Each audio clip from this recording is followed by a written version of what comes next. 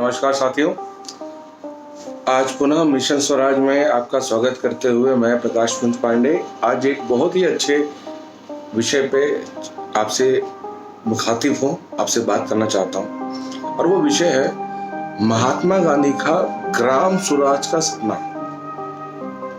जी हाँ, मैं बोल रहा हूँ महात्मा गांधी का ग्राम स्वराज का सपना। आखिर क्या था वो सपना?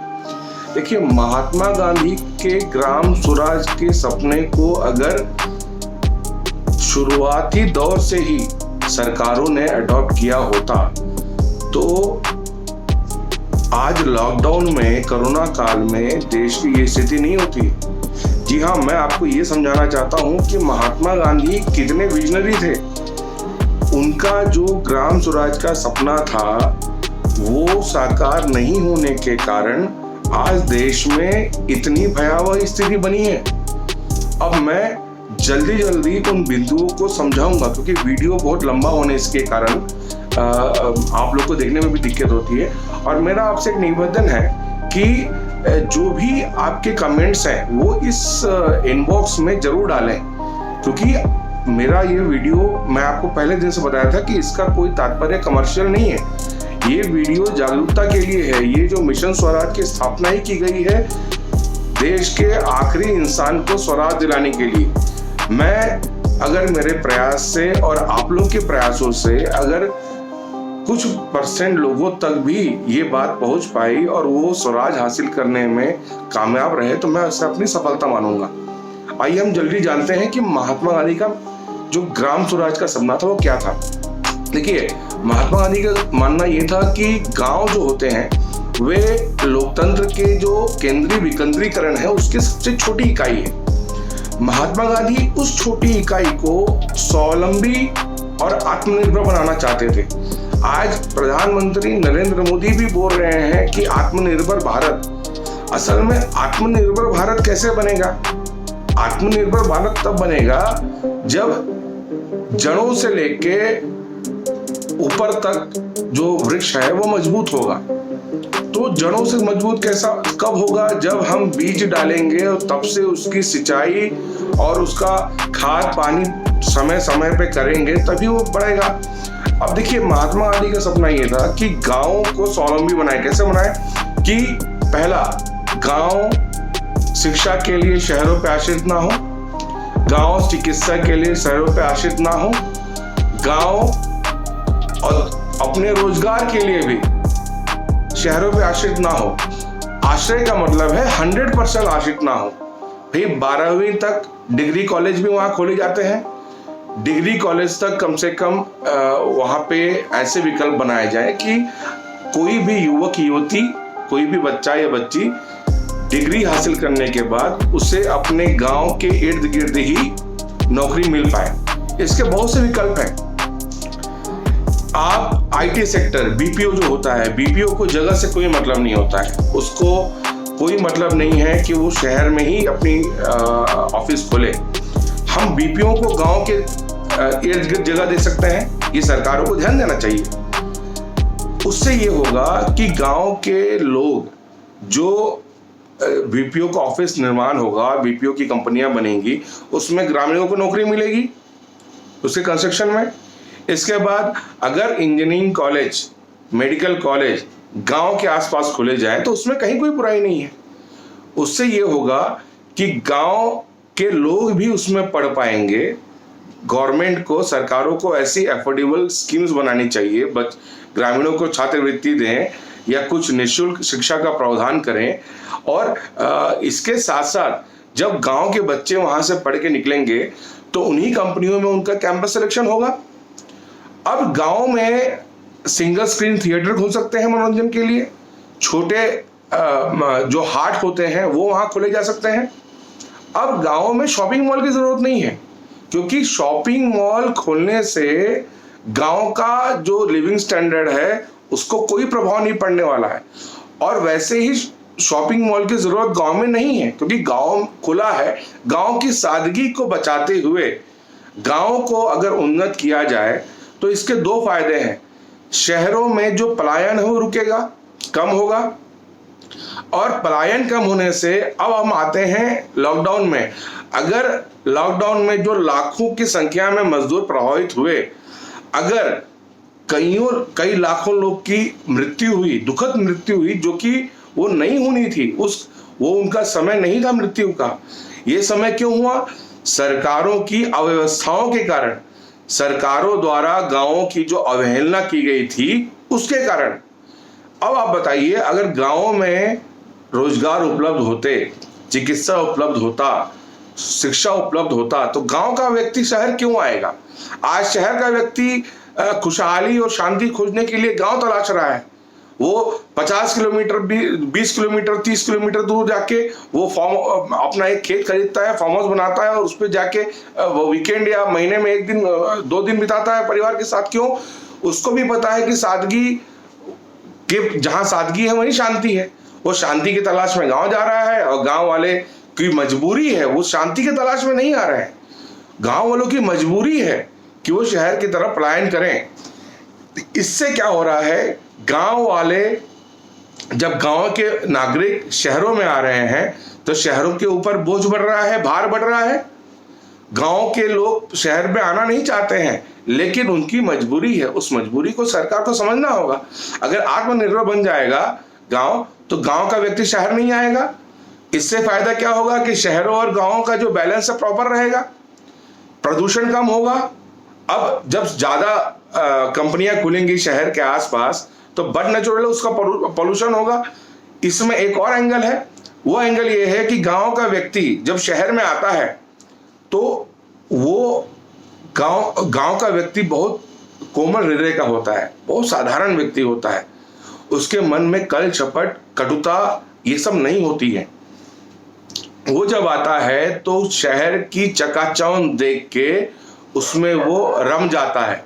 और जब शहर की चकाचौंध देखने में कुछ जो अराजक तत्व होते हैं, वो इन भोले भाले मासूम गांव वालों का दोहन करते हैं, वो मजबूरी में शिकार हो जाते हैं।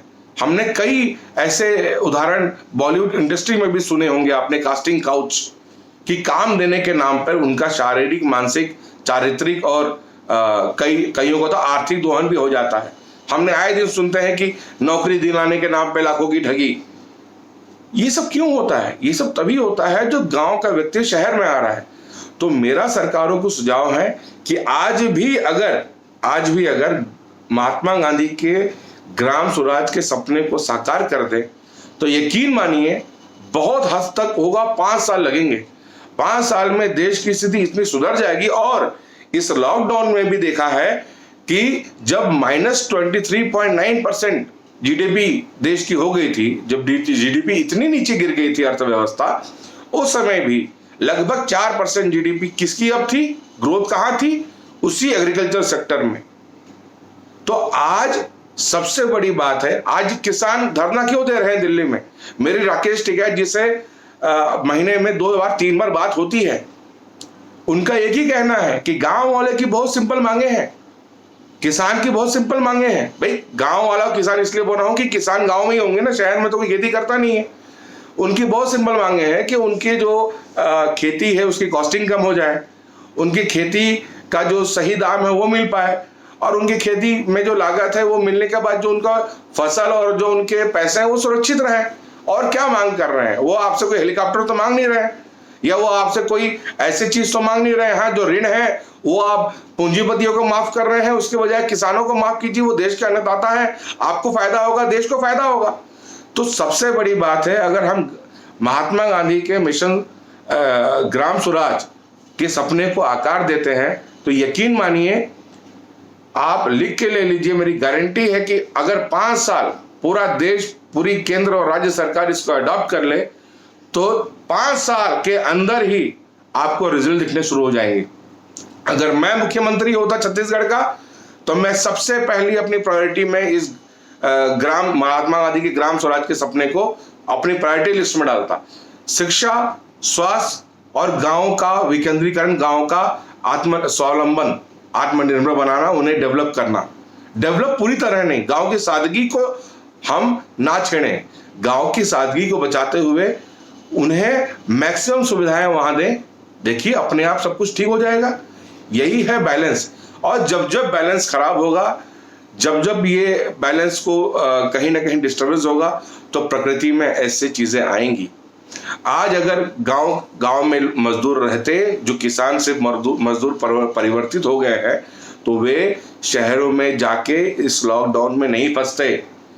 आज जो ऑक्सीजन बेड्स की कमी हो रही है, जो लोग मर रहे हैं, उसमें से मैक्सिमम लोग वो हैं जो लोग पलायन किए हैं। आप आंकड़ा निकाल के देख लीजिए। आज शमशान में रसूखदार आदमी के लिए लाइन नहीं है।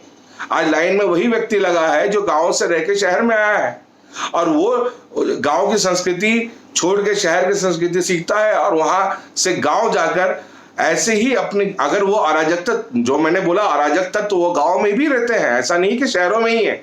गांव का अगर कोई अराजक तत्व और विकृत मानसिकता का आदमी शहर से वो एक अराजक तत्व के संगत में आए, तो वो गांव जाके भी गांव को दूषित करता है। इसीलिए मेरा निवेदन है और जनता से भी निवेदन है कि आप इस बात को समझिए और कमेंट बॉक्स में अपनी राय भी दीजिए, और इस वीडियो को मैक्सिमम जितना हो सके लोगों तक पहुंचाएं, सरकार तक पहुंचाएं, क्योंकि आज ये हमारी जिम्मेदारी बन गई है। अगर सरकार नहीं समझ रही है तो ये हमें समझना होगा, और हमें इस चीज को, इन बातों को सरकार तक पहुंचाना होगा। और इस वीडियो के माध्यम से मेरी हाथ जोड़ के मीडिया वालों से भी निवेदन है कि इसे हर चीज से ऊपर उठकर इस विषय को सरकार के संज्ञान में ले आए, ताकि गांव और शहरों का बैलेंस बने। और उसके बाद देखिए कितनी बड़ी बात हो जाएगी एक स्टेप उठाने से।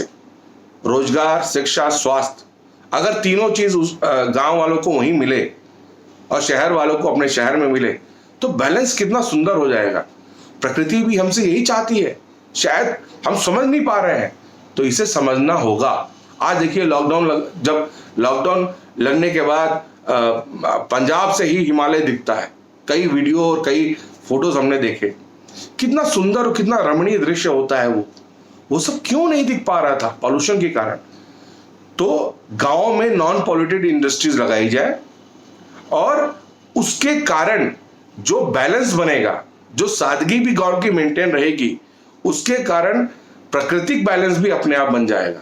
तो सामाजिक बैलेंस, आर्थिक बैलेंस, गांव स्वावलंबी बनेगा, गरीब के पास, किसान के पास, मजदूर के पास पैसा आएगा तो वो मिसगाइड होने से बचेगा, और अल्टीमेटली नरेंद्र मोदी जी का भी जो सपना है आत्मनिर्भर भारत बनने का, वो भी पूरा हो जाएगा। तो महात्मा गांधी से लेके नरेंद्र मोदी तक के सपने को अगर पूरा करना है, तो हमें सबसे पहले प्रायोरिटी पे महात्मा गांधी के ग्राम स्वराज योजना को सही आकार देना होगा। तो मेरा आप सबसे ये निवेदन है कि इस वीडियो को ज़्यादा से ज़्यादा शेयर करें।